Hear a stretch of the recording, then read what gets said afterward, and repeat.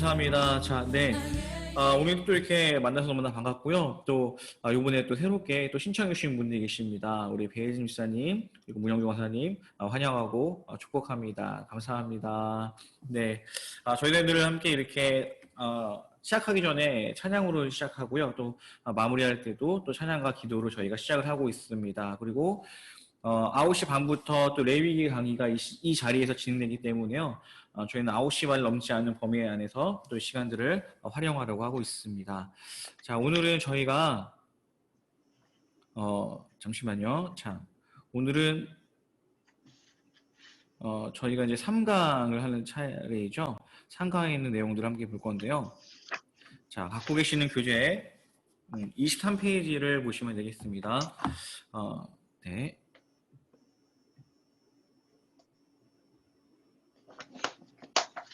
네, 어떻게 지금 소리가 다 들리시나요?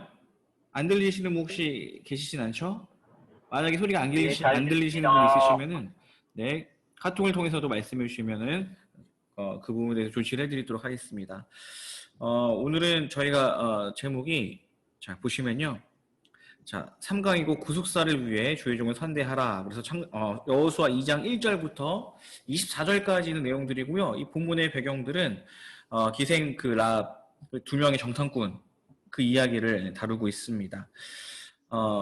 자, 오늘 근데 좀 이렇게 처음 오신 분들 있으셔서 잠깐 복습의 시간을 좀 갖고 지나가면요.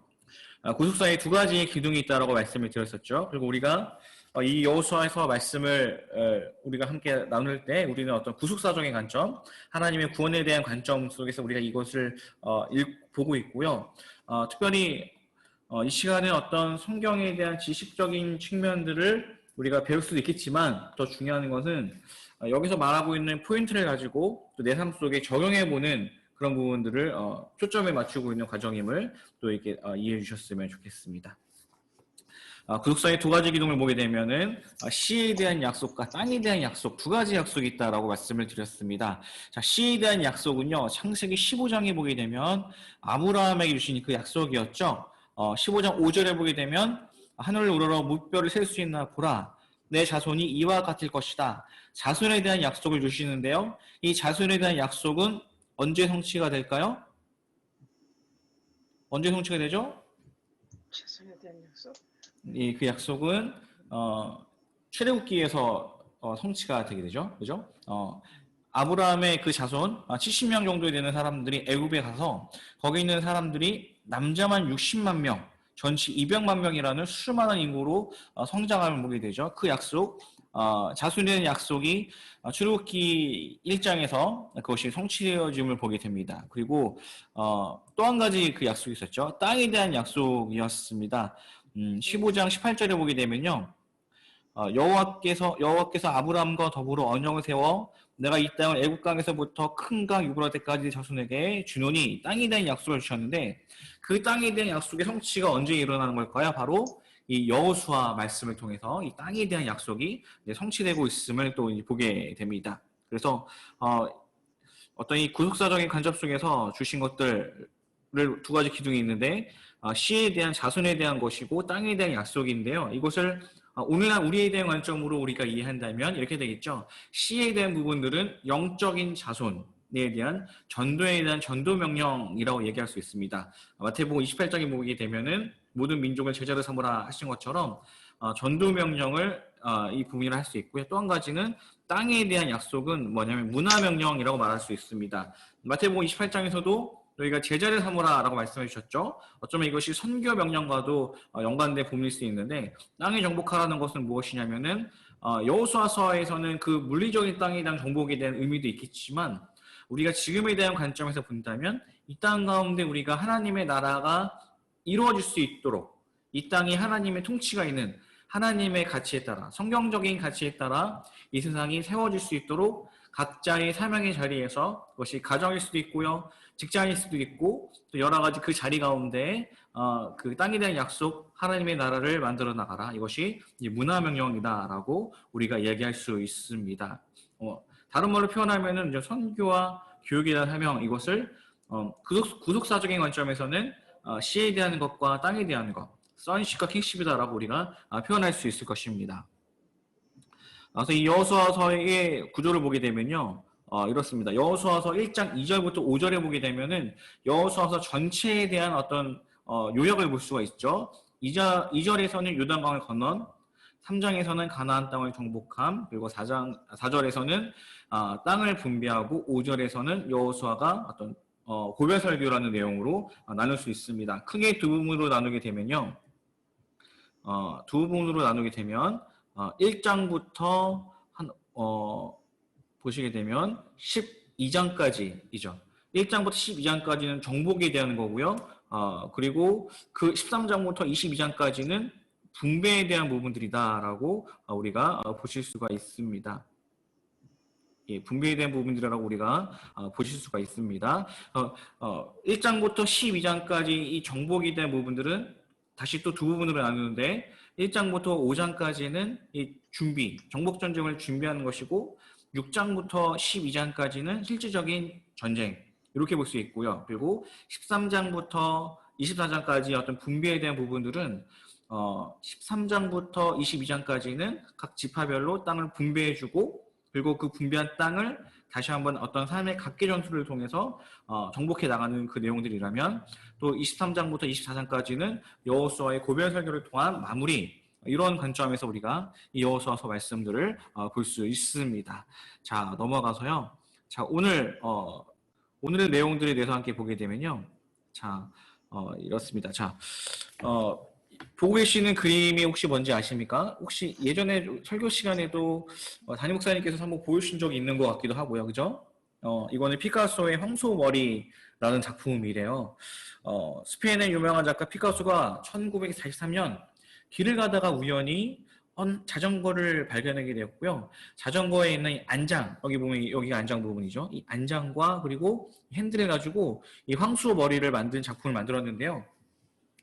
이것이 경매장에서 293억에 판매되었다라고 합니다. 참 놀라운 일이죠. 쓰레기 같은 것도 누구를 만나느냐에 따라서 위대한 작품이 될 수 있음을 보게 된다는 것이죠. 우리의 인생 속에서는 이처럼 어떤 만남이라는 것이 중요하지 않을까. 우리가 어떻게 보면은 남들이 볼 때는 혹은 내 자신이 생각할 때는 아무것도 아니고 비천한 것 같은 그런 인생일지라도 주님을 만날 때 혹은 믿음의 사람들을 만날 때 그 인생이 바뀔 수가 있다는 거죠.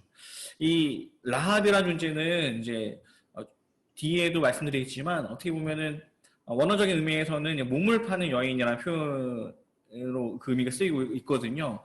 그런 여인이었는데 그 여인이 누구를 만날까요? 두 명의 정탐꾼을 만날 때 그녀의 삶이 바뀌게 되죠. 나중에는 이 다윗 가문 가운데 조상이 되는 은혜가 있는 것처럼 인생에서는 누구를 만난다는 것이 상당히 중요한 문제일 것 같습니다. 그죠? 아브라함도 하나님을 만남을 통해서 그가 믿음의 조상이 되었고 또 사개월 동안 예수님을 만남을 통해서 베푸는 사람이 되었던 것처럼 인생에서는 누구를 만나느냐는 정말 중요한 문제이지 않을까 생각해 보게 됩니다. 저도 이제 국민학교 때, 초등학교 때를 생각해 보게 되면요. 전에도 한번 제가 말씀드린 적이 있던 것 같은데요. 제가 한글을 모르고 초등학교에 들어갔거든요. 예, 어머니가 워낙에 조기 교육을 열심히 내셨는데 저희 그 할머니께서 뭐 이렇게 애를 이렇게 힘들게 잡느냐 공부시킬 필요가 없다 그래가지고 한글을 안 배우고 제가 국민학교에 들어갔는데 정말 많이 힘들었어요. 근데 그때 고은희 선생님이라는 분이 계셨는데 저를 몰래 불러다가 수업이 끝난 이후에 교실에서 저 혼자 데려다 놓고 저한테 한글을 가르치셨던 그 기억이 있거든요. 저에게 그분은 평생의 은인입니다. 왜냐하면 그분을 만나지 않았다면 어쩌면 저는 학습에 대한 어떤 그 부진이라고 해야 될까 이런 어떤 사람이 되었을 텐데 그 선생님을 통해서 제가 한글을 배우게 되었고 또 그것 때문에 공부에 대한 관심을 갖게 되었고 또 지금 목회자로 있다는 것 어떤 저희 삶의 변화를 가운데 의미 있는 분 중 한 분이 이분과의 만남이었거든요. 우리의 삶 속에서는 만남이라는 것이 참 중요한 것 같습니다. 그 만남은 우리의 신앙에 도움을 줄 수 있는 분과의 만남일 수 있고요. 또 한 가지는 누군가에게 우리가 신앙의 성장을 도움을 줄 수 있는 그 만남을 위한 주체적 누군가가 우리가 될 수도 있을 것 같습니다. 자, 23페이지에 있는 내용들인데요. 첫 번째 단락부터 같이 한번 읽어보도록 하겠습니다. 읽겠습니다. 세상의 모든 일은 사람과 사람의 만남으로부터 시작된다고 해도 과언이 아닐 만큼 우리가 누구를 만나느냐의 문제는 매우 중요합니다. 그 만남을 통해 우리의 삶의 질이 결정되며 때론 우리를 살리기도 하고 때론 좋지 않은 영향력을 끼쳐서 우리를 망하게 하기도 합니다. 그러므로 지금 당신이 만나고 있는 사람들의 중요성을 잊지 말아야 합니다. 만약 그가 내게 하나님을 만나게 하며 구속사에 기여할 수 있는 영향력을 줄 수 있는 사람이라면 기생 라합처럼 목숨을 걸고 그를 따르며 보호하며 함께 길을 가야 할 것입니다. 그렇죠? 그래서 우리가 우리의 신앙에 도움을 줄 수 있는 분들을 만나고 또 그런 분이라는 것이 느껴진다면 그분과의 관계를 꾸준히 적극적으로 이어가는 것 되게 중요하다라는 것이고요. 또 한편으로는 우리가 누군가에게도 그런 사람이 될 수 있다는 것이죠. 우리가 누군가에게 구속사의 복음의 통로가 될 수 있기 때문에 또 우리가 그것을 위한 준비하는 것, 이것도 필요할 것이다라고 생각하게 됩니다. 이어서 같이 또 읽도록 하겠습니다. 당신의 눈은 어떤 눈입니까? 어떤 관점에서 바라봅니까? 진리의 관점입니까? 세상의 관점입니까? 사람 사건을 보는 눈이 중요합니다. 자연의 역사를 보면 라합은 배신자입니다. 그러나 구속사에서 보면 그는 영웅입니다. 내게 일어나는 수많은 행불행의 사건, 내가 만나는 수많은 사람과의 만남을 나는 어떤 관점에서 이해하고 접근할 것입니까? 2장에서 철옹성 여리고성을 여는데 두 정탐꾼과 기생 라합의 만남이 큰 역할을 했습니다. 두 정탐꾼을 위해서는 기생 라합이 준비되어 있었습니다. 라합 가정의 구원을 위해서는 두 정탐꾼이 준비되어 있습니다. 예, 그래서 이 만남이 되게 중요함을 정탐꾼을 통해 또 여리고서 정복을 위한 또 준비함을 또 우리가 볼 수 있습니다. 자, 이어서 우리가 함께 넘어가도록 하겠습니다. 1번입니다. 타이틀을 같이 한번 읽어보도록 하겠습니다. 여리고성의 정복을 위하여 하나님이 행하신 일, 은혜. 네, 감사합니다. 자, 잠시만요. 네. 자, 여리고성 정복을 위해 하나님이 행하신 일을 보게 되는데요. 1번을 보게 되면요. 또 1번을 같이 한번 읽어보겠습니다. 구속사를 위하여 이스라엘의 승리를 위하여 하나님이 준비하신 일은 무엇입니까? 자, 하나님이 무엇을 준비하셨을까요? 2장 1절에 있는 말씀인데요. 자, 2장 1절에 있는 말씀을 같이 한번 읽어보도록 하겠습니다. 눈의 아들 여호수아가 시딤에서 두 사람을 정탐꾼으로 보내며 이르되 가서 그 땅을 과 여리고를 엿보라 하매 그들이 가서 라합이 하는 기생의 집에 들어가 거기 유숙하더니, 자, 여기 보면 라합이라는 인물이 등장하게 되죠. 기생의 집이라고 표현하고 있습니다. 자, 이거는 여기 보시면은 요 단어가 보이시죠? 여기 히브리어예요. 히브리어는 우리 한글은 이제 왼쪽에서 오른쪽으로 읽지만요. 히브리어는 오른쪽에서 왼쪽으로 읽습니다. 그리고 원래 히브리어는 이게 자음이거든요. 요 자음밖에 없었는데 후대에 이제 요 점들이 생겼어요. 이게 이제 모음들이에요. 그래서 성경에서 말하는 1.1획도라는 거는 요 점을 이제 말하는 것이죠. 요 점의 의미를 말하는 것입니다. 그래서 읽으면은 이게 조라는 거고 이거는 나라는 겁니다. 조나라는 건데 이 조나라는 단어를 보게 되면 이거는 음행 혹은 몸을 파는 여인으로 용례로 보통 구약 성경에서 쓰이고 있음을 보게 되거든요. 라합이 기생이라 표현했을 때 이 라합이라는 거는 어떤 의미가 있을까 해서 여러 가지 또 의견들이 있는데 단어적인 면에서 보게 될 때 이 기생 라합이라는 거는 몸을 파는 것과 관련된 사람이다라고 우리가 또 생각해 볼 수 있지 않을까 보게 됩니다. 질문하게 되죠. 왜 12 정탐꾼은 이 기생 라합한테 갔을까? 왜 하필이면 기생이 있는 집이었을까? 뭐 이런 생각을 해볼 수 있는데요. 보게 되면 이런 얘기가 있더라고요. 이 라합이 있는 곳은 성벽이 있는 곳이었거든요. 성벽이 있는 곳에 있기 때문에 거기가 있으면은 여리고성 전체를 조망할 수 있는 곳이 바로 그곳이었다라는 거고요. 또 두 번째로는 당대에는 이런 곳에는 수많은 사람들이 모여드는 곳이었대요. 다양한 부류의 사람들이 모여들었기 때문에 외부 사람이 가더라도 튀지 않는 곳이었다는 거죠. 정탐꾼이 가더라도 튀지 않는 곳이었기 때문에 갔을 것이다 라는 의견이 있고, 또 한 가지는 또 그만큼 다양한 사람이 있기 때문에 이 여리고성에 대한 최신 정보들을, 동태들, 정치적이든 문화적이든 그런 정보들을 수집하기 용이한 곳이 바로 이곳이었다라고 볼 수 있습니다. 그래서 정탐꾼들은 이곳에 가서 이야기들을 했던 것이었겠죠. 하나님께서는 이 여리고성 가운데 이 라합이라는 사람을 준비해 주셨죠. 이 라합이라는 인물은 어떻게 보면은 평화의 사람과 같은 사람이었습니다. 은혜의 통로가 될 수 있는 사람들이었죠. 우리가 어디에 가든지 이 라합처럼 우리와 동역할 수 있는 어떤 이런 사람들을 찾는 것들, 또 그들을 준비시키는 것들이 되게 필요할 것 같습니다. 제가 예전에 이제 단기 선교를 많이 다녔었거든요. 뭐 러시아에도 가고 카자흐스탄에도 가고 뭐 일본에도 가고 중국에도 가고 막 그랬었어요. 그랬었는데 그때는 제가 했던 단체에서 중요한 훈련 중 하나가 뭐였냐면 믿음 훈련이라는 거였어요. 뭐 허드슨 테일러 같은 경우도 믿음 페이스 미션 뭐 이런 얘기를 하고 있지만요. 지금 보면은 그것이 뭐 옳다 그르다라고 표현하기 좀 조심스러운 면이 있는데 어떤 거였냐면 항상 선교를 갈 때 거점은 있지만 지역은 있지만 숙소나 뭐 이런 건 준비하지 않고 가요.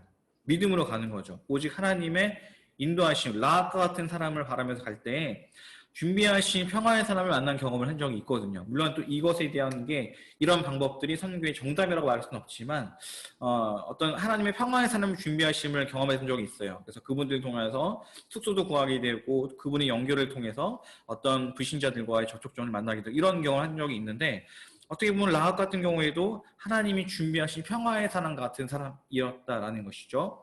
우리가 저마다 교회 안에서 또 구역 안에서 혹은 직장 안에서도 우리와 함께 동역할 수 있는 평화의 사람을 구하는 것이 되게 중요한 일인 것 같습니다.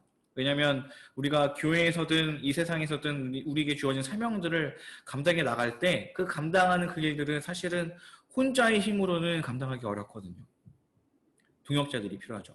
예수님께도 수제자가 있었던 것처럼 베드로, 야고보, 요한이 있었던 것처럼 우리가 어디 있든지 간에 주님 나와 함께 마음을 합하여서 하나님의 나라를 만들어갈, 또 전도에 나갈, 또 구역을 세워나갈, 혹은 부서를 세워나갈 평화의 사람을 우리에게 동역자를 주시옵소서. 이것이 또 우리에게 중요한 기도 제목이지 않을까 생각하게 됩니다. 자, 2번으로 넘어가도록 하겠습니다. 2번을 같이 한번 읽어보도록 하겠습니다. 여리고 사람들이 들었던 간담이 녹았던 이야기는 어떤 내용입니까? 자, 여리고에 있는 사람들이 정말 감담이 녹았다라고 이야기해주고 있죠. 자, 그 내용들은 무엇이었을까요? 그것은 여호수아 2장 9절부터 11절까지 있는 내용들인데요. 이 내용들을 같이 한번 저희가 읽어보도록 하겠습니다. 제가 9절, 또 여러분들이 10절, 11절 함께 읽어보도록 하겠습니다. 9절입니다. 말하되 여호와께서 이 땅을 너희에게 주신 줄을 내가 아노라. 우리가 너희를 심히 두려워하고 이 땅 주민들이 다 너희 앞에서 간담이 녹나니 이는 이는 너희가 너희가 애굽에서 나올 때 여호와께서 너희 앞에서 홍해물을 마르게 하신 일과 일과 너희가 요단 저쪽에 있는 아모리 사람의 조왕 시온과 오게게 행한 일, 또 그들을 전멸시킨 일을 우리가 들었습니다. 11절입니다. 우리가 듣자 곧 마음이 눕고 너희로 말미암아 사람이 정신을 잃었나니 너희 하나님 여호와는 위로는 하늘에서도 아래로는 땅에서도 하나님이신지라. 아멘. 자, 이 내용에 보게 되면 이것은 뭐냐면 이 두 정탐꾼들이 그 라합에 있는 그 집에서 들은 정보라는 거죠. 그 정보가 뭐냐면 많은 사람들이 지금 두려워하고 있다라는 것이죠. 왜 그들이 두려워하고 있습니까? 왜냐하면 첫 번째는 뭡니까? 그들이 홍해 사건, 그죠? 홍해를 가른 하나님의 사건을 들었다라는 것이죠. 홍해 사건으로 인해서 수많은 애굽에 있는 병사들이 물에 수장되었음을 보았고 또 하나님의 구원하신 그 역사심에 대한 소문을 그들이 듣게 되었다라는 것이고요. 또 한 가지는 뭐냐면 이 아모리 왕 시온에 대한 그 이야기였다라는 것이죠. 이 아모리 왕 시온에 대한 잠시만요. 자, 아모리 왕 시온에 대한 그 이야기를 그들이 경험했다라는 것인데 이 바산악 옥 그리고 아모리 왕 시온이 어떤 사람이냐를 보게 되면요. 신명기 3장 11절에 보게 되면은 같이 한번 읽어보겠습니다. 르바인 족속의 남은 자는 바사왕 옥분이었으며 그의 침상은 철 침상이라 아직도 암몬 족속에 맛바 있지 아니하냐. 그것을 사람의 보통 규빗으로 재면 그 길이가 9규빗이요 너비가 4규빗이라. 아멘. 자, 이게 우리가 보통 생각하는 단위랑 다르니까 우리가 잘 이것이 와닿지 않을 수도 있는데요. 이런 사이즈래요. 침상이 9규빗이라는 거는요. 4m 정도의 크기라고 합니다. 그리고 너비가 4규빗이라는 거는 1.8m래요. 그러니까 이 길이가 4m이고 너비가 1m, 1m, 그러니까 1.8m라는 거죠. 이런 침상에 누울 수 있는 사람이라는 거는 키가 얼마나 다는 것일까요? 이 골리앗 키가 6큐빗 정도 된다고 그랬거든요. 이게 한 사람의 286cm거든요. 그러니까 바사왕 이 옥이라는 사람의 키가 사실 어마어마했다는 거죠. 골리앗보다 더 큰 사람이 바사왕 옥이었다는 거고 그의 이제 군대들이 더 엄청났겠죠. 그런 군대를 무찌른 것이 누구였냐면 바로 이스라엘에 있는 군대들이었다. 이스라엘 사람들이었다는 것이죠. 그러니 이 여리고에 있는 사람들에게는 두려움이었다라는 것입니다. 자, 뒤에 나오는 이 단락들, 가운데 있는 단락을 또 한번 읽어보도록 하겠습니다. 이스라엘 백성들의 여정은 구속사의 여정입니다. 전능하신 하나님이 동행하시는 역사입니다. 그 역사는 이미 온 세상에 낱낱이 알려져 있었습니다.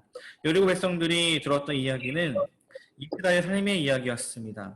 이스라엘이 자신의 내면의 문제들을 극복하지 못하고 헤매고 있을 때 그냥 방황하는 광야의 역사였습니다. 그러나 신뢰를 가지고 인도하심을 따라 순종했을 때에는 거룩한 정복의 역사였습니다.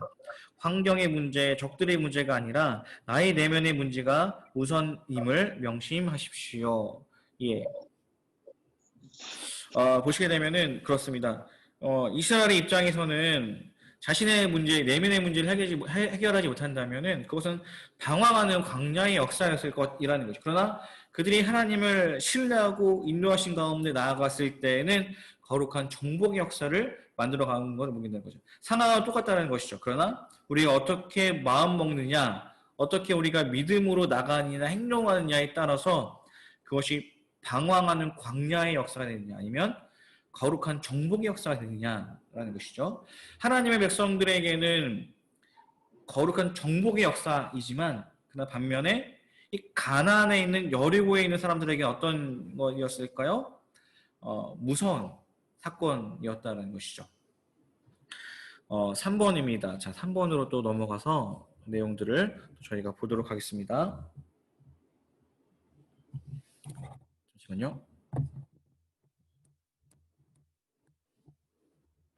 네, 3번입니다. 3번입니다. 같이 한번 읽어보도록 하겠습니다. 정탐꾼을 미리 보낸 이유는 무엇일까요? 두 사람만 보낸 이유는 무엇이라 생각하십니까? 네. 자, 정탐꾼을 보낸 이유가 무엇인가 또 우리가 생각해 볼 수 있는데요. 자, 성경 말씀을 또 같이 한번 보도록 하겠습니다. 여호수아서 2장 1절부터 2절까지는 말씀이죠. 네, 같이 한번 읽어보도록 하겠습니다. 눈의 아들 여호수아가 시팀에서 두 사람을 정탐꾼으로 보내며 이르되 가서 그 땅과 여리고를 엿보라 하매 그들이 가서 라합이라는 기생의 집에 들어가서 거기 유숙하더니 어떤 사람이 여리고 왕에게 말하여 이르되 오소서 이 밤에 이스라엘 선 중에 몇 사람이 이 땅을 정탐하러 이리로 들어왔나이다. 자, 2장 23절부터 24절까지는 내용들이죠. 또 같이 한번 읽어보겠습니다. 그 두 사람이 돌이켜 산에서 내려와 강을 건너 눈의 아들 여호수아에게 나아가서 그들이 엮은 모든 일을 보아하고 또 여호수아에게 이르되 진실로 여호와께서 그 온 땅을 우리 손에 주셨으므로 그 땅의 모든 주민이 우리 앞에서 간담이 녹더이다. 아멘. 예, 이 내용을 보게 되면요. 자, 정탐꾼을 두 명을 보낸 이유는 여리고성의 동태를 확인하기 위함이었고요. 그런데 이 두 사람만 보낸 이유가 있었겠죠. 왜냐하면 가데스 바니아에서 12명의 정탐꾼들을 보냈잖아요. 그때 어떤 일이 있었을까요? 2명은 긍정적인 이야기를 했는데 나머지 10명들은 부정적인 이야기를 하게 되죠. 그리고 문제는 공개적으로 12명의 정탐꾼을 보내고 그들이 전한 소식을 들었을 때 그들의 부정적인 영향력이 전체에게, 이스라엘 전체에게 미치는 것을 보게 되었다라는 것이죠.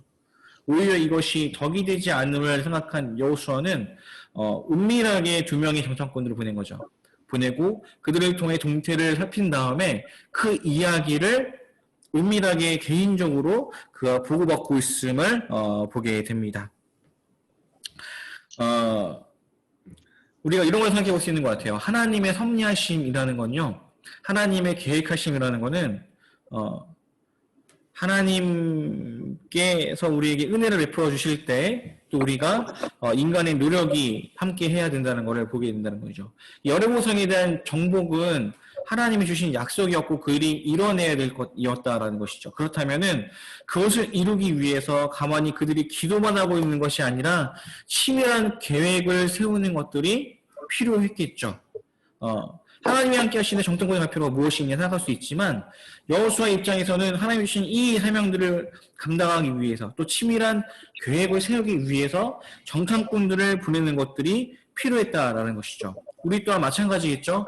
하나님이 우리를 통해 이루고자 하는 약속들이 있다면 우리에게 주신 소명함들이 있다면 우리가 그것을 위해 구체적인 어떤 계획을 세우기 위해서 나가야 된다라는 것이죠. 만약에 우리가 전도할 대상들이 있다면요, 어떻게 될까요? 전도할 대상들을 위해서 또 구체적인 준비를 해야 되겠죠. 이 사람이 어떤 직업을 갖고 있고, 또 어떤 음식을 좋아하고, 또 어떤 취미가 있고 이런 것들을 우리가 조사하고 또 거기에 맞춰서 관계 전도를 해 나가는 것들도 또 필요하다라는 것을 보게 됩니다. 그래서 정말 우리가 하나님의 부르신 가운데 있는 것이라면 그것을 위한 구체적인 세부적인 계획들이 필요하다라는 것이죠. 예전에 제가 이런 얘기를 들은 적이 있어요. 이제 목사님께서, 선교사님께서 해주신 말씀이었는데, 본인이 수많은 선교사들을 훈련하기 위해서 이런 어떤 선교 훈련에 가서 강의를 하는데, 수많은 사람들이 열심히 강의를 듣는데요. 그럴 때 이분이 하루는 질문을 했다라는 거죠. 선교에 대한 비전을 품고 있는 여러분, 그렇다면 지금 당신은 전도를 하고 있습니까? 했을 때 많은 사람들이 전도를 위해서 언어를 준비하고 또 문화적인 훈련 이런 많은 것들을 준비하고 있는데 그렇지만 정작 그것 때문에 또 전도하지 못하고 있는 모습이 있다라는 얘기를 하게 되었는데 우리의 어떤 이 사명이 자리 가운데 나아갈 때 또 우리도 어떤 이 전도에 대한 부분들에 대해서도 우리가 기도하고 있지만 기도하는 것을 끝나는 것이 아니라 또 실질적인 준비를 할 수 있는 우리가 되면 좋을 것 같다는 생각을 하게 되었고요. 정말 믿음으로 나간다는 것을 생각할 때 그 정말 믿음으로 나간다는 것은 하나님 확신 주셨으니 믿습니다. 나갑니다가 아니라 그렇게 기도하며 나가지만 또 그것을 실천하기 위한 세부적인 계획 세우는 것, 그것이 필요하다라는 것을 우리는 3번을 통해서 우리가 볼 수 있는 부분들입니다. 한번 우리가 질문해 볼 수 있을 것 같아요. 5년 후, 10년 후에 진행될 주님의 일들을 위해 지금 나는 어떤 준비를 하고 있습니까? 여기 계신 우리 성도님들은 5년 후 혹은 10년 후에 진행될 그 주님의 일들을 위해서 어떤 준비를 하고 계시나요? 혹시 준비하고 계시는 부분들이 있으신가요? 되게 상당히 추상적일 수도 있고요. 이 질문 자체가 한편으로는 좀 부담스러운 말일 수도 있죠. 저는 개인적으로 5년 후, 10년 후를 생각할 때 공부를 더 해야 되겠다라는 생각을 하고 있거든요, 개인적으로. 왜냐면은, 어떻게 보면 목회자는 평생 공부하는 자리라는 생각을 하게 되는데요. 사실 코로나로 인해서 지금은 이제 많은 사역들이 제한되는 때이잖아요. 그런 제한된 상황 속에서 이제 교역자들 같은 경우에는 예전에 없던 사역들이 늘어나기도 했거든요. 그런 사역들을 어떤 영상과 미디어 제작과 그런 부분들도 또 전에는 없었던 사역들이 늘어나긴 했었는데, 한편으로는 또 신방들이 줄어들었기 때문에 생기는 시간들이 생길 때 저는 그런 시간을 가지고 분명히 코로나에 대한 문제들이 언젠간 해결될 때가 있겠죠. 그죠? 그것이 1년이든 2년이든 해결될 때가 있기 때문에 그때를 위해서 지금은 내가 준비해야 될 때라는 생각을 저는 하고 있거든요. 나의 어떤 내공을 위한 준비. 당장 눈에 보이지 않지만 꾸준히 내가 어떤 성경 말씀에 대한 그런 준비들, 또 개관에 대한 준비를 꾸준히 내가 해야 되겠다. 그럴 때 내가 그렇게 준비될 때 언젠가 하나님께서 그걸 통해 역사하시고 사용하실 때가 있지 않을까라는 그런 생각을 하게 되는데요. 우리들도 우리에게 주어진 상황 속에서 5년 후, 10년 후를 생각하고 또 내가 그때를 위해 대비하면서 무엇을 준비했을까를 고민해보고 또 훈련하는 것들도 필요할 것 같습니다. 하나님의 사역 가운데, 하나님의 부르신 가운데는 사실 나이가 중요하지 않잖아요. 또 제가 이런 말씀드리기에는 너무나 또 젊은 사람으로서 좀 이렇게 또 예의가 없을 수도 있는데요. 갈렙 같은 경우에도 80세 헤브론을 정복한다라고 하니까요. 그죠? 모세도 80세 하나님의 소명에 부르심을 받았으니까요. 예. 그래서 우리가 하나님 앞에 준비된다는 것은 나이가 중요한 것이 아니라 우리가 그 소명들을 발견하고 그것을 위한 준비를 하나씩 나가는 것, 또 그것을 위한 또 구체적인 계획을 또 우리가 세워보는 것, 그것도 참 중요하지 않을까. 또 요즘에는 100세 시대이기 때문에 은퇴 이후를 또 생각하는 세대잖아요. 은퇴 이후에 내가 하나님을 위해 어떤 일을 할 것인가에 대한 계획도 세우는 것 필요하지 않을까 생각합니다. 어떤 분들은 나는 어떤 선교사로서 은퇴 이후에는 그런 걸 준비하겠습니다라는 마음을 갖고 또 그런 계획을 세워 나가신 분들이 있으시는데요. 그래서 또 우리의 상황 가운데 또 우리의 미래를 하나님 앞에 준비하는 것들 또 필요하지 않을까 생각하게 됩니다. 자, 넘어가도록 하겠습니다. 자, 2번이 큰 2번입니다. 같이 한번 읽어보겠습니다. 기생 라합의 믿음, 신실한 응답. 예. 기생 라합의 그 응답에 대한 그 부분들이겠죠. 자, 저는 이 부분을 볼 때 그런 생각을 했어요. 어떻게 보면은 두 명의 정탐꾼들이 라합에게 찾아갔다는 거는 그녀에게 복음인 거거든요. 그녀가 하나님에 대한 관심이 있었고 하나님의 역사하심을 들어서 하나님이 정말 하나님이시구나라는 생각을 하고 있었는데 이 두 명의 정탐꾼들이 가지 않았다면 그녀는 어쩌면 이 하나님을 잘 몰랐겠죠. 하나님의 구원의 은혜를 보지 못했을 것입니다. 그런데 이 두 명이 감으로 인해서 그녀는 하나님을 복음을 더 들을 수 있었겠죠. 그리고 그녀가 대가를 지불한다는 거죠. 목숨을 걸고 두 명의 정탐꾼들을 보여주는 것, 그것이 복음 가운데는 누군가 전해줄 사람이 필요한 것이고 또 그것을 들었을 때 대가를 지불하는 것이 필요하지 않나? 이런 생각들을 해보게 됩니다. 자, 1번입니다. 1번인데요. 자, 1번을 같이 한번 읽어보도록 하겠습니다. 두 정탐꾼이 찾아왔을 때 그녀는 그들을 어떻게 보호했습니까? 지붕 3대에 숨기게 되죠. 그리고 나중에는 그들을 산으로 높이시키고요. 그리고 나중에는 사후에 그들이 빠져나갈 수 있도록 도와주는 모습을 보게 됩니다. 자, 여호수아서 2장 6절에 있는 말씀이죠. 같이 한번 읽어보겠습니다. 그가 이미 그들을 이끌고 지붕에 올라가서 그 지붕에 벌려놓은 3대에 숨겼더라. 아멘. 또 16절입니다. 라합이 그들에게 이르되 들었건대 뒤쫓는 사람들이 너희와 마주칠까 하노니 너희는 산으로 가서 거기서 사흘 동안 숨어 있다가 뒤쫓는 자들이 들어간 후에 너희의 길을 갈지니라. 아멘. 그렇죠. 그래서 집에는 지붕에 숨겨놨다가 이 쫓는 사람들이 떠나자 그들을 산으로 먼저 보내놓고 성에 나와서 산으로 숨겼다가 3일 뒤 다시 돌아갈 수 있도록 보호해주는 모습을 보게 됩니다. 자, 왜 기생이 라합은 이 정탐꾼들을 보호했을까 했을 때 앞서 말씀드렸던 것처럼 하나님 행하신 그 일들을 그녀는 들었다라는 것이죠. 하나님 행하신 그 일들을 듣고 그것이 가치 있음을 알았다는 거죠. 목숨과 바꿀 수 있을 만큼의 가치가 있음을 알았다라는 것이죠. 복음은 이 하나님 나라의 복음은 십자가의 복음, 이 부활의 복음은요. 우리가 다른 것들과 바꿀 수 있는 만큼의 가치가 있다라는 것이죠. 그죠? 예수님의 죽으심을 통해 주신 것이니까요. 이 복음서에 보게 되면 그러죠. 천국은 마치 밭에 감추어진 보화와 같아서 이 보화를 알고 있는 사람이 전 재산을 갖다가 바꿀 거라는 얘기를 하고 있잖아요. 우리가 믿은 이 구원의 가치가 이 십자가의 은혜가 정말 가치 있음을 우리가 보게 된다는 거죠. 이 복음을 경험한 사람은요, 이 복음에 대한 가치를 느끼게 되고 이 가치 가운데 헌신하게 된다라는 것이죠. 한편으로는 상당히 이 복음 가운데, 이 하나님 말씀 가운데는 또 듣는 태도가 중요하다는 것들을 또 볼 수 있을 것입니다. 이 여리고성에 있는 사람들도 이 하나님의 출애굽의 사건들, 이 바사랑, 이 옥을 무찌른 사건들, 하나님의 역사하심을 들었을 것입니다. 그런데 들었지만, 같은 말을 듣고 있지만, 그것을 듣는 사람들의 태도와 반응이 다르다는 거죠. 여리고에 있는 사람들은 어떻습니까? 그것을 듣고 그들은 두려워만 했습니다. 그죠? 하지만 이 라합은 어땠을까요? 그녀는 믿음 가운데 그녀가 응답하고 있음을 보게 되었다라는 거죠.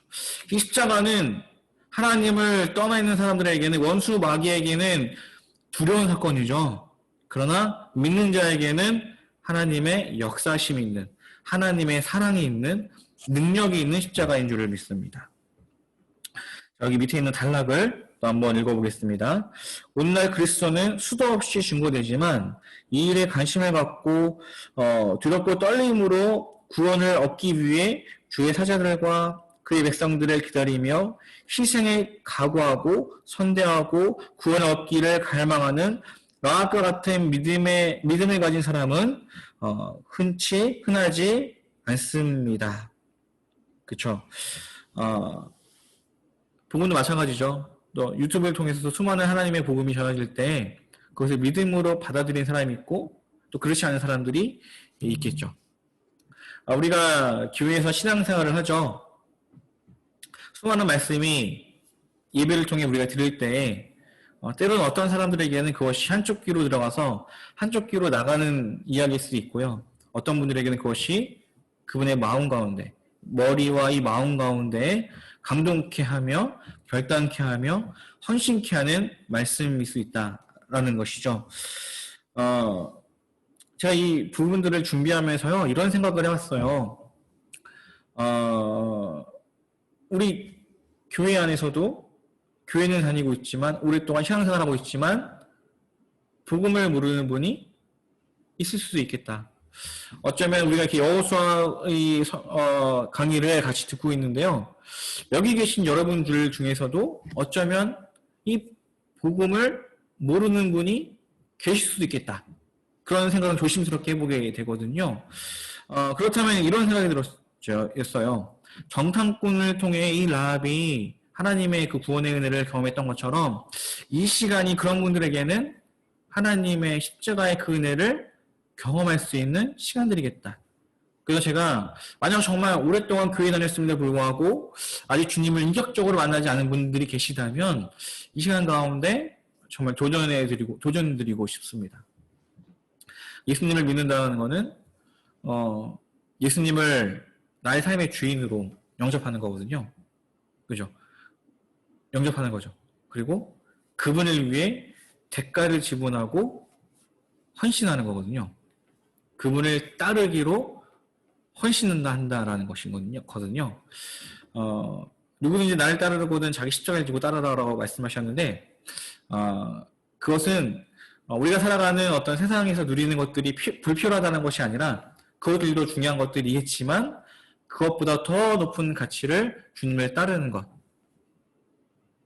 그것을 가치를 두는 것이라는 거거든요. 내 삶의 주인과 이 보좌 가운데 내가 앉아있는 것이 아니라 하나님이 앉아있는 것, 그것이 바로 복음이거든요. 예수님께서는 우리를 위해 십자가에서 못 박혀 죽으시고 부활하셨습니다. 그 부활하신 그 주님이 우리 삶의 주인이십니다. 그 고백들이 여기 계시는 모든 분들에게 함께 하시기를 바랍니다. 우리 주변에도 어떻게 보면 이 여리고에 있는 사람들처럼 말씀이 막 들리지만 그 말씀을 받아들이지 못하는 많은 전도의 대상이 있을 수 있습니다. 때로는 그분들이 우리의 가족일 수 있죠. 우리의 자녀일 수도 있습니다. 우리가 그들을 위해서 하나님 그들 가운데도 라합처럼 믿음 가운데 응답할 수 있도록 하나님 도와주십시오라고 우리가 기도하는 것, 간구하는 것들도 중요할 것 같습니다.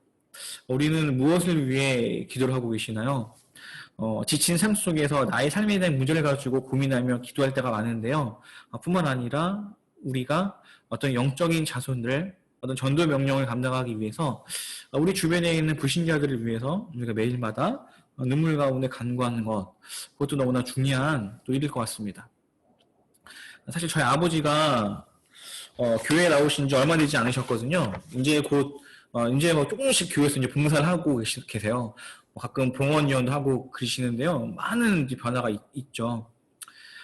그러나 아직까지도 저희 아버지가 과연 주님을 삶의 주인으로 인격적으로 영접했느냐에 대한 부분들은 또 다른 문제이지 않을까 저는 생각하게 되거든요. 그래서 저도 저희 아버지를 위해서 계속 기도해야 될 그 제목들이거든요. 네.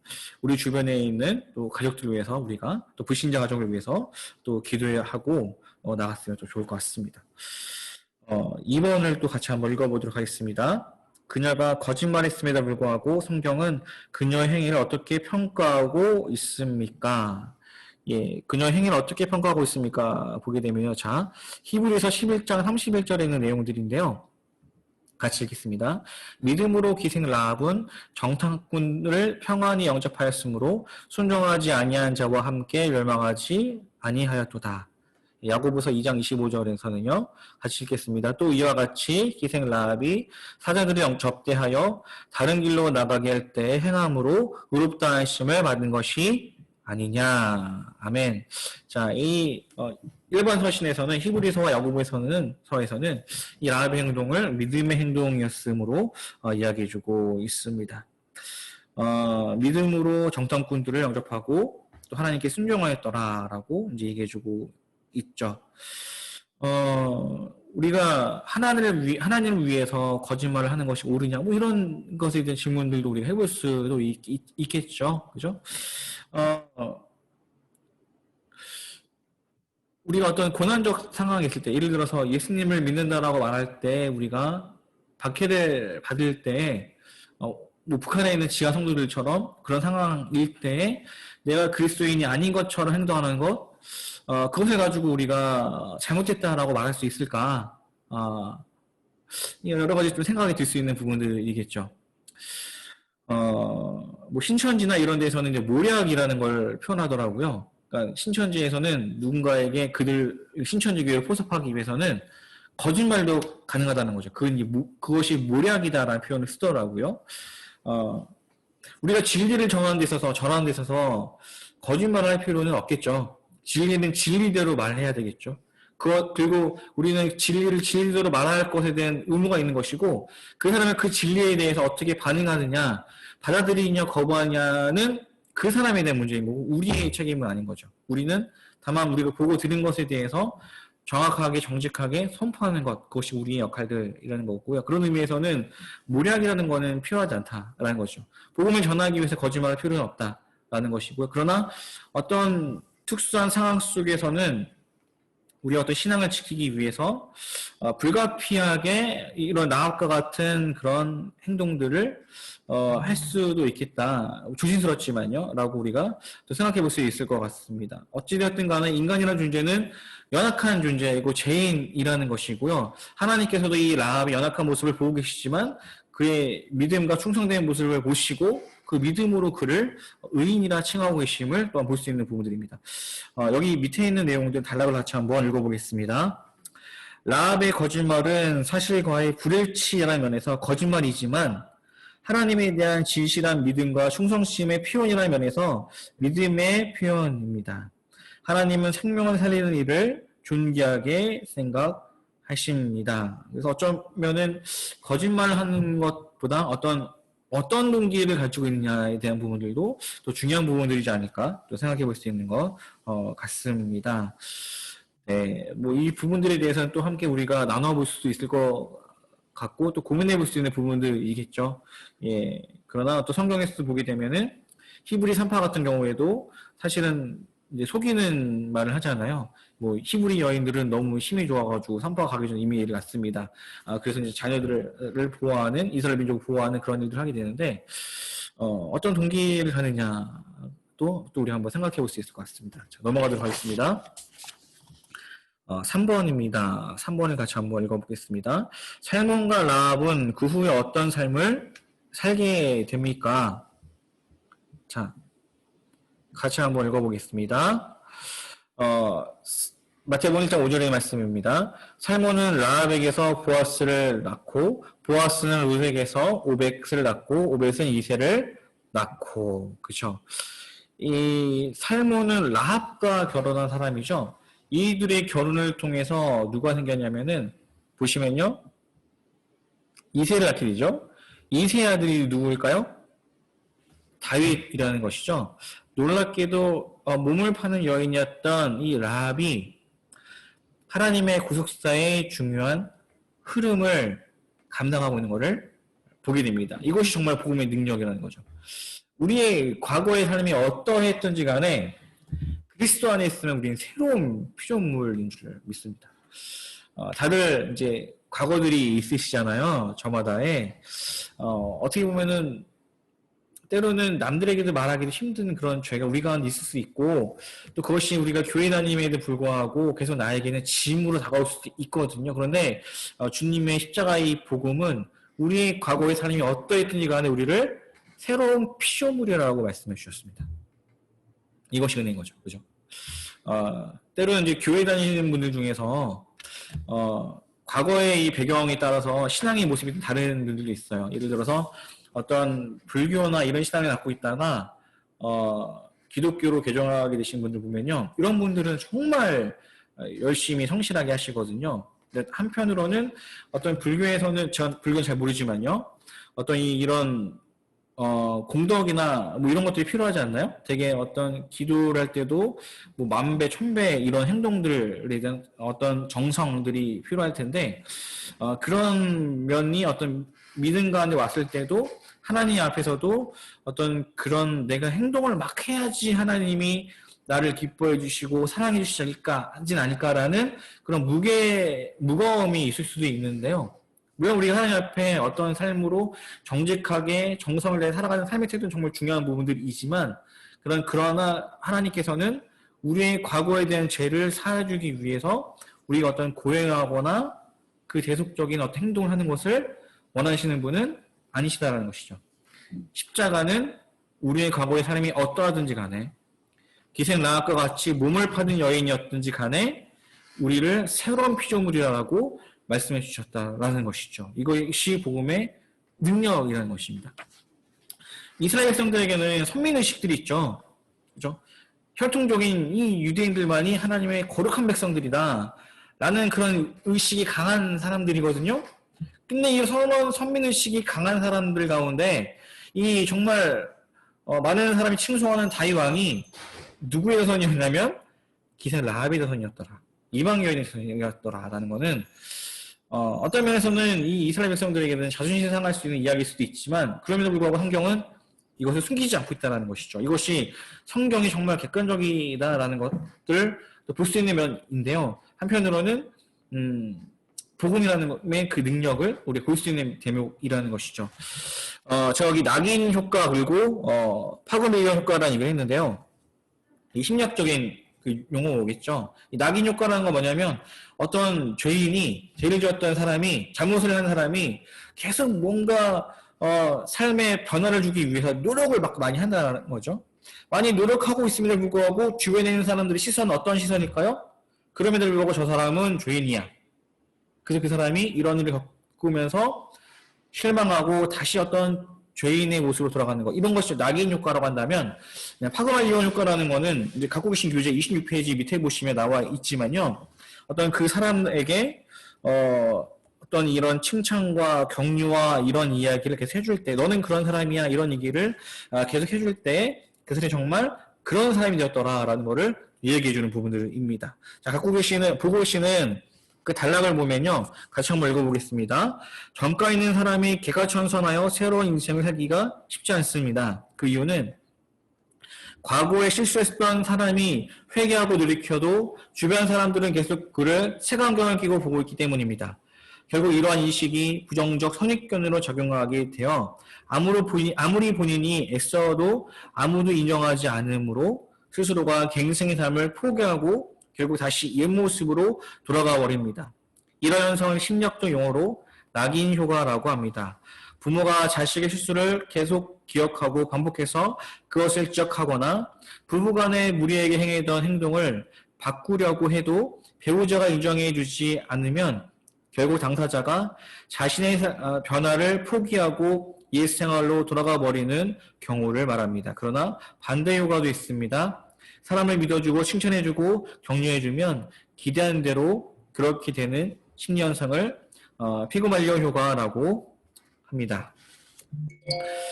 우리는 요 단락에서요 보게 되는 게 결혼 생활 혹은 가정 생활에 대한 부분들도 우리가 함께 또 볼 수 있는 것 같습니다. 이 기생 라합이 어떤 믿음의 어머니 또 구속사의 흐름 가운데 중요한 역할을 할 수 있었던 이유는 그녀가 어떤 여리고성 가운데 구원을 경험하고 그녀도 하나님의 백성으로서 살고자 어떤 갱생의 노력을 많이 했겠죠. 어떤 모험 파는 여인의 삶에서 그렇지 않은 삶을 살고자 그녀는 노력을 많이 했겠죠. 그렇기 때문에 이런 어떤 그 구속사의 중요한 흐름 가운데 서 있는 여인이 되었겠지만 또 한 가지는 더 대단한 것은 이런 라합을 계속적으로 품어준 살몬이 있었기 때문이라는 거죠. 그죠? 이 살몬은 이 라합을 바라볼 때 어떤 관점이었을까요? 열심히 살고자 변화되고자 노력하는 이 라합의 모습을 볼 때 너는 그럼에도 불구하고 몸을 헐던 여인이야 라는 관점이 아니라 그래 당신은 잘할 수 있어. 당신은 정말 하나님의 거룩한 신부야. 하나님의 거룩한 딸이야. 이런 어떤 응원과 격려의 말들을 인정을 할 때 정말 그녀가 중요한 구속사 흐름 가운데 역할을 감당하는 믿음의 여인이 되었다라는 것이죠. 우리는 우리의 이 배우자들에 대해서 또 어떤 관점으로 바라보고 계십니까? 우리 자녀에 대해서 어떻게 바라보고 계시죠? 사실 이 부부관계가 어렵죠. 주변에 있는 이야기를 들어보면요. 결혼의 연차가 많아질수록 이 부부관계가 좋은 분들이 많이 없더라고요. 나중에 또 나이가 들면 결국은 포기하고 그냥 그래 넌 너 살 대로 가라. 난 나 살 대로 갈게. 뭐 이런 분들도 있으시고요. 많은 어떤 시행착오 가운데 겪은 게 있겠죠. 열심히 노력하려고 했는데 여전히 배우자는 나를 바라보는 관점이 옛날의 관점을 바라보게 되고 또 그것을 실망하게 되고 이런 것의 악순환 또 그것이 서로가 서로에게 있는 그런 모습들이지 않나 생각해 보게 됩니다. 우리가 사람을 바라보는 관점이 되게 중요하겠죠. 우리가 한번 우리의 배우자를 어떤 관점으로 바라보느냐 생각해보고 정말 우리가 그 사람에 대해서 어떻게 말해주고 인정해주냐에 따라 그 사람이 바뀐다고 하잖아요. 그것처럼 또 우리가 한번 우리가 배우자를 바라보는 것들도 혹시나 우리가 그들에 대한 어떤 편견이 있는 것 아닌가 생각해보고 정말 그들에게 칭찬과 격려 우리 자녀들에게도 칭찬과 격려해주는 우리가 되면 좋을 것 같아요. 야 네가 뭐 한다고 뭐 이런 거 있잖아요. 야 네가 뭐 한다고 뭐 되겠냐? 이런 관점이 아니라 그래 넌 잘할 수 있어. 그래 작심삼일의 경우도 많지만 그래도 넌 잘할 수 있어. 잘할 거야. 우리 딸은 잘할 거야. 우리 아들은 잘할 거야. 우리 남편은 잘할 거야. 우리 아내는 잘할 거야. 자 이렇게 칭찬과 격려. 칭찬은 고리도 춤추게 한다. 예전에 그런 얘기가 있었잖아요. 우리가 그런 의미들을 한번 생각해보는 것 중요하지 않을까 생각하게 됩니다. 그리고 사실 이 성장이라는 거는 더디잖아요. 그죠? 동물들은 되게 성장이 빨리 하잖아요. 근데 인간이라는 존재는 더디게 성장하는 것 같아요. 이 모세라는 사람도 하나님 앞에 지도자로 세워지기 위해서 민수기 12장 3절에 보게 되면 이 사람 모세는 지면의 모든 사람보다 더하더라. 그렇죠? 모세가 되게 선함을 온유한 사람이라고 얘기하고 있는데 사실 모세는 온유한 사람이 아니었죠. 그죠? 분노하여서 막 십계명을 던져서 깨트려버리고 이런 사람이 모세였는데 모세가 모세로서 있기 위해서는 훈련의 시간이 있었죠. 80년 이상의 시간. 하나님은 모세가 80년 동안 그 이상 동안 준비되기를 기다려주셨던 분이었죠. 하나님은 우리가 성장하기를 기다려주시는 분이라는 거죠. 그런 관점에서 우리가 우리의 배우자를 바라보고 우리의 자녀들을 바라보고 그랬으면 좋겠습니다. 네. 잠깐 저희가 쉬는 시간 갖도록 하겠습니다. 자, 27페이지입니다. 3번인데요. 큰 3번이죠. 자, 큰 3번. 같이 한번 읽어보겠습니다. 라합의 신앙이 갖는 구속사적인 의미, 구속사의 평가. 1번입니다.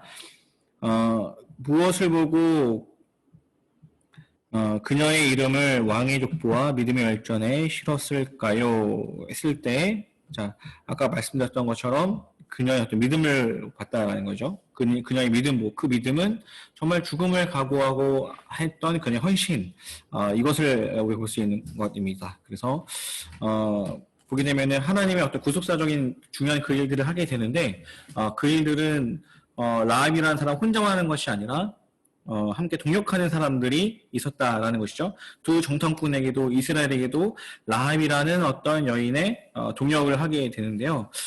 우리가 하나님의 사람과 동역하는 것이 또 필요함을 중요함을 또 우리가 또 보게 되는 것 같아요.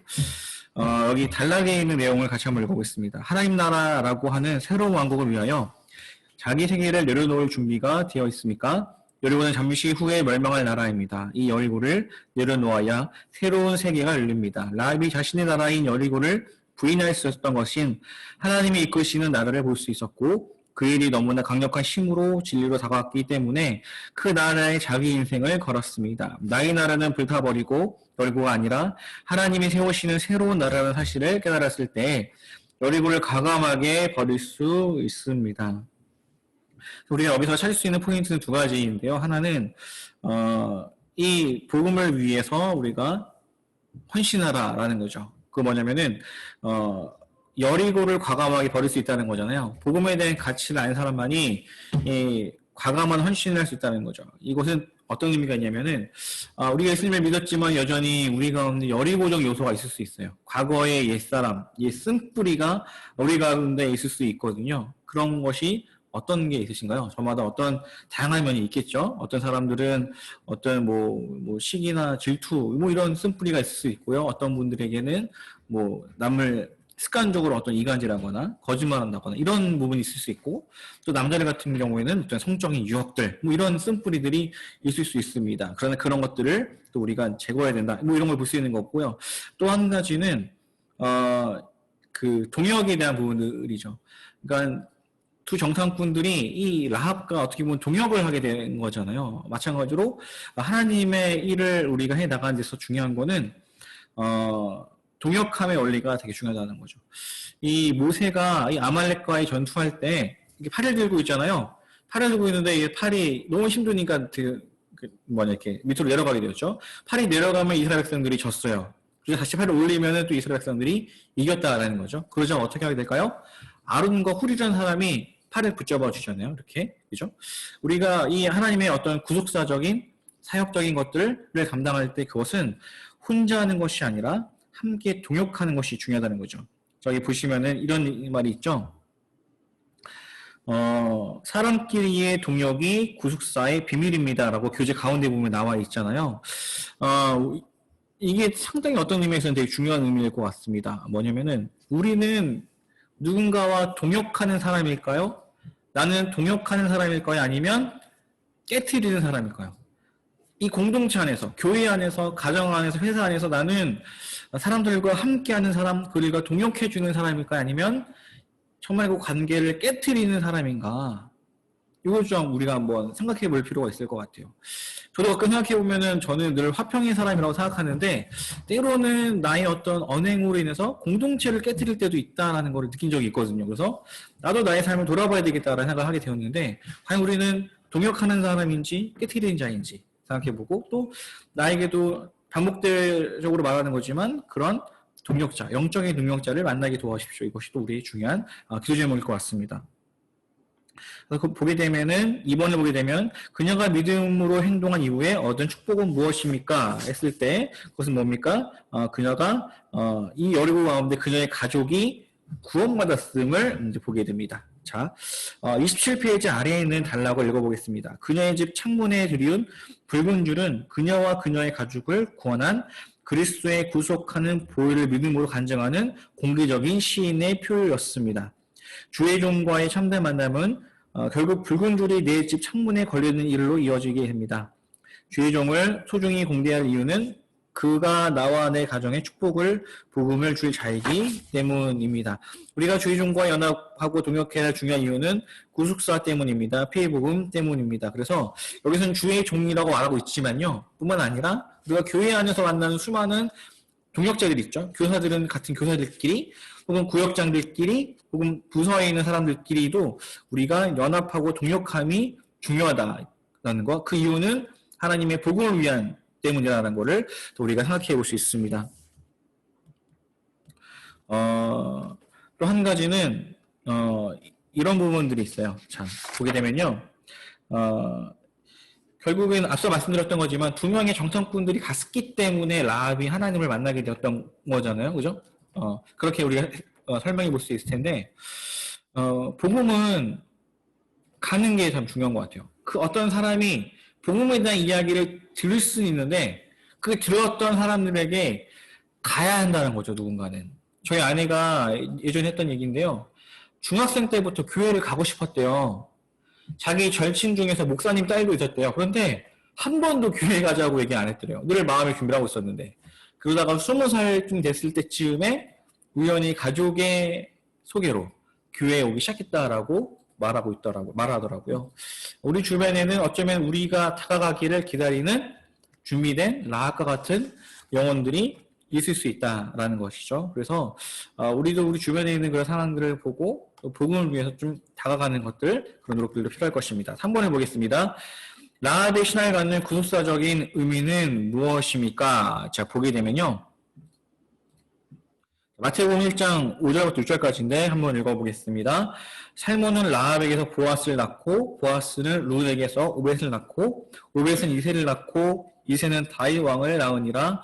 다윗은 우리아의 아내에게서 솔로몬을 낳고, 그렇죠? 그래서 라합을 통해 예수 그리스도께서 오시게 되는 통로의 영광적 역할들을 하였음을 또 보게 됩니다. 자, 가운데 있는 단락을 또 같이 읽어보겠습니다. 여호수아의 이름마저도 빠져있는 믿음의 열절들의 명부에 그의 이름이 기록되었습니다. 자신의 명예의 가치관 기준은 영원하지 않습니다. 그러나 이스라엘에 가는 길을 돕고 예수님 오시는 길을 도운 이 기생의 이름은 수천 년에 걸쳐 영화롭게 되었습니다. 여리고 주민들은 하나님에 대한 소문을 듣고 두려움에 떨었습니다. 주의 이름만 불렀다면 누구든지 구원을 얻었을 것입니다. 라합은 하나님을 의지하기 위해 모든 것을 포기하면서도 두려움으로 믿음으로 바꾼 반면 그들은 두려움 속에 그대로 머물러 있는 편을 택했습니다. 라합의 시대처럼 오늘날도 유일한 구원은 믿음의 붉은 줄 안에 있습니다. 예, 그래서 라합이라는 여인은 개인적인 어떤 하나님의 구원을 경험했고 또 가족에 대한 구원에서 출발했지만 그러나 결국은 그 일로 인해서 메시아의 오심을 통한 중요한 연결고리가 되었음을 보게 됩니다. 우리 이런 걸 생각할 수 있어요. 우리가 하고 있는 작은 믿음의 행동이지만 또 그 행동들로 인해서 하나님의 구속사의 통로, 은혜의 통로, 또 복음의 통로가 될 수 있음을 우리가 생각할 수 있습니다. 때문에 때로는 우리가 하나님을 위해서 여러 가지 일을 할 때 때로는 낙심할 수 있지만 낙심할 필요가 없는 것은 무엇일까요? 우리가 지금 이 순간도 구속사의 은혜의 통로가 되고 있다. 이것을 우리가 기억했으면 좋겠습니다. 오늘은 계속적인 하는 말이 뭐냐면 기생 라합이 두 명의 정탐꾼을 만남으로 인해서 동역함을 보게 되고 또 하나의 나라를 또 만들어감을 구속사를 만들어감을 보게 됐다라는 걸 말하고 있다는 거죠. 인생에 있어서의 만남이라는 거는 상당히 중요하다라는 거를 계속적으로 말해주고 있습니다. 교회사에 보게 되면 예수회라는 단체가 있거든요. 여기를 설립하게 된 사람이 누구냐? 로율라라는 사람인데요. 이 로율라라는 사람이 예수회를 설립하는데 운명적인 만남이 있어요. 그것은 기숙사에서 하비에르라는 사람과의 만남이었어요.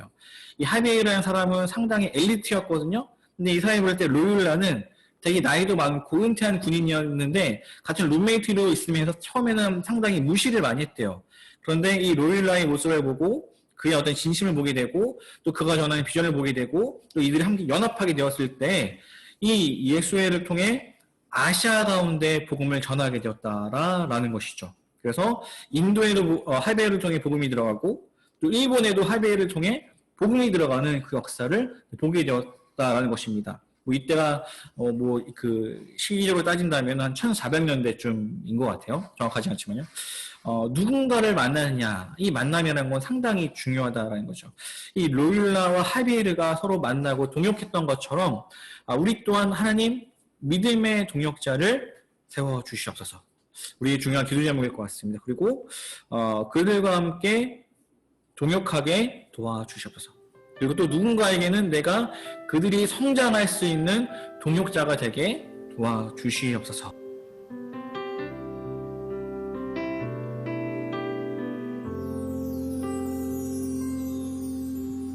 내 안에 가장 귀한 것 예수를 믿으라. 그 은보다 더 귀한 것 예수를 믿으라. 세상 지식보다 귀한 것, 세상 지식보다 귀한 것 예수를 믿으라. 내 안에 가장 귀한 것 예수를 믿으라. 예수의 이름 존귀한 그 이름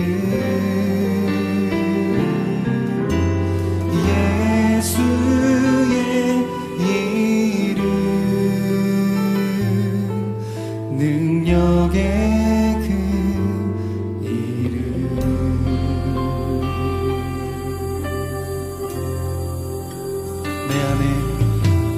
내 안에 가장 귀한 것 예수를 믿으라. 그 은보다 더 귀한 것 예수를 믿으라. 세상의 지식보다 지식보다 귀한 것 예수를 믿으라.